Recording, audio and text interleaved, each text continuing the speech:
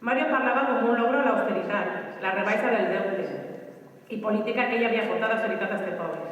Què mos suposo a tots els veïns i veïnes de Nules? Mos suposo retallades en sanitat, retallades en educació i retallades en serveis socials. Nosaltres canviarem això. Com? Treballarem des del sentit comú. Gestionarem serveis públics amb coherència i transparència i optimitzarem els recursos ja existents.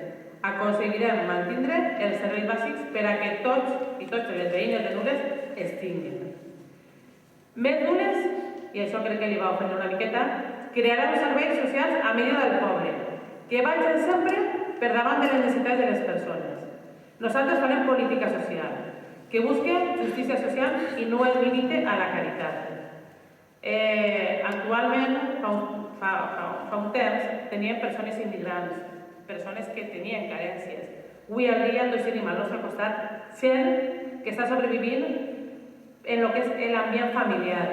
Tenim gent que no va als serveis socials per vergonya. En aquest poble passa, encara que ho neguen. En aquest poble també diuen que no hi ha persones maltratades. També diuen que no hi ha desnonaments. Tot ho neguen. En aquest poble és meravellós. Jo no visc en aquest poble. Jo no visc en el seu poble. Jo visc en un poble on la gent me pregunta i me diu coses. I realment este matí estava prenent cafè, primer el Ramon, i després una xica que perteneix a Càritas.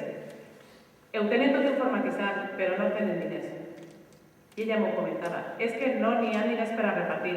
I realment ara ve gent del poble. No venen immigrants. Estem ja acollint a gent del poble. Entonces, nosotros tenemos que ayudar a esas familias. Es difícil desde un despacho. Tenemos que anar al carrer a ayudar a esas familias. Y con eso, y chapamos al carro.